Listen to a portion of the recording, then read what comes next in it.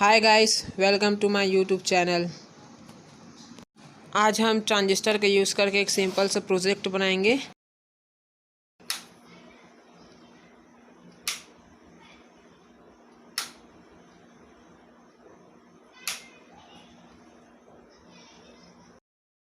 इसके लिए हमें सबसे पहले ज़रूरत होगी एक ट्रांजिस्टर की, एक LDR सेंसर तथा एक 150 किलो ओम।